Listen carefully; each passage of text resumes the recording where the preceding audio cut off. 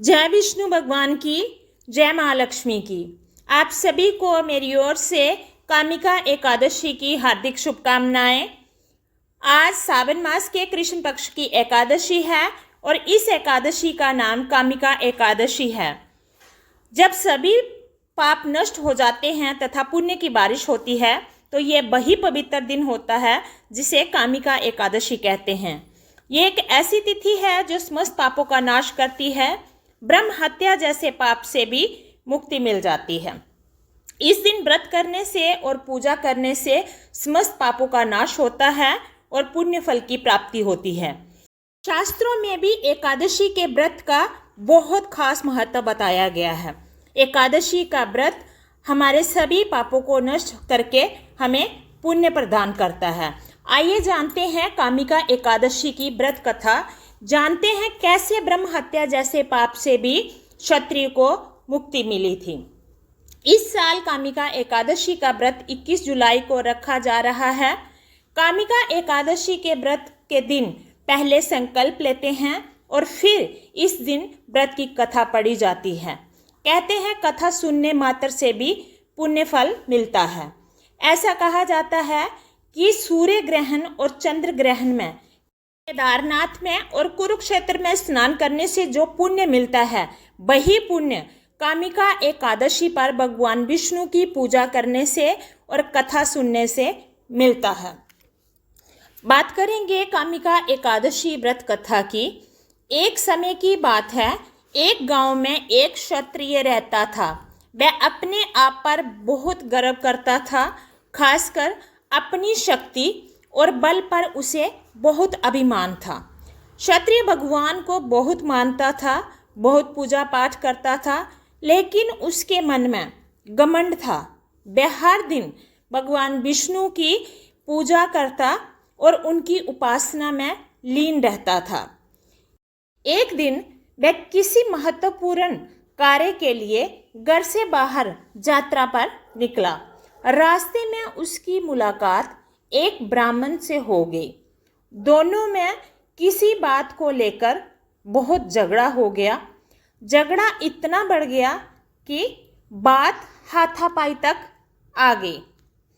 दोनों में हाथापाई हुई। क्षत्रिय बहुत बलवान था, इसलिए ब्राह्मण अपनी दुर्बलता के कारण क्षत्रिय के बार को सहन नहीं कर पाया और वहीं पर गिर गया और उसकी मृत्यु हो गई। ब्राह्मण की मृत्यु से क्षत्रिय हक्का बक्का रह गया, क्योंकि बात मृत्यु तक नहीं थी, बात सिर्फ हाथापाई तक थी। उसे अपनी गलती का एहसास हुआ और वह बहुत पछताया। ये पूरी बात गांव में आग की तरह फैल गई। क्षत्रिय युवक ने गांव वालों से क्षमा याचना की और ब्राह्मण का अंतिम संस्कार करने का वचन दिया। इस बात की ग्लानि से दुखी होकर उसने सबसे क्षमा याचना की, लेकिन किसी ने उसको क्षमा नहीं किया। लेकिन पंडितों ने अंतिम संस्कार की क्रिया में शामिल होने से इनकार कर दिया।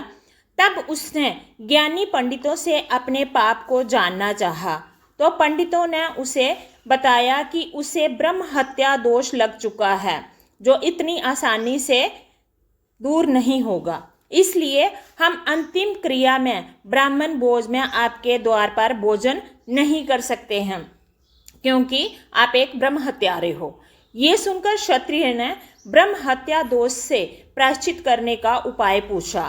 तब पंडितों ने कहा कि जब तक वह सावन मास के कृष्ण पक्ष की एकादशी तिथि यानी कामिका एकादशी को विधि पूर्वक भगवान विष्णु की पूजा नहीं करता और ब्राह्मणों को भोजन नहीं कराता और दान दक्षिणा नहीं देता, तब तक वह ब्रह्म हत्या जैसे दोष से मुक्त नहीं हो सकता है। इतना भारी होता है ब्रह्म हत्या का दोष। क्षत्रिय ने ब्राह्मण के अंतिम संस्कार के बाद पंडितों की सलाह मानते हुए श्रावण मास में कामिका एकादशी के दिन पूरी श्रद्धा और विधि के अनुसार भगवान विष्णु की पूजा की। फिर उसने ब्राह्मणों को भोजन करवाया और दान दक्षिणा भी दी। इस तरह से भगवान विष्णु की कृपा से उस क्षत्रिय को ब्रह्म हत्या जैसे दोष से छुटकारा मिला। हमारे शास्त्रों में ब्रह्म हत्या को बहुत बड़ा पाप माना जाता है। बात करेंगे कामिका एकादशी का महत्व क्या है। कामिका एकादशी का अपने आप में बहुत बड़ा महत्व है। इस एकादशी को यथाविधि भगवान की पूजा करने से ब्रह्म हत्या जैसे पापों से भी छुटकारा मिल जाता है। भगवान श्री कृष्ण बोले हैं युधिष्ठिर, श्रावण मास में कृष्ण पक्ष की एकादशी को कामिका एकादशी कहते हैं। एक समय देवऋषि नारद ने पितामह भीष्म से इसका महात्म्य पूछा। उन्होंने इस पवित्र व्रत में भगवान विष्णु की पूजा कही थी। पृथ्वी दान, स्वर्ण दान व कन्यादान इत्यादि महादान के फल से भगवान विष्णु की पूजा का फल अधिक होता है।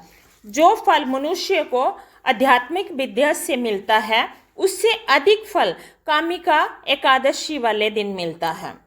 भगवान विष्णु को एक दल तुलसी का चढ़ाओ तो 1 बार स्वर्ण, 4 बार चांदी दान करने के बराबर फल मिलेगा।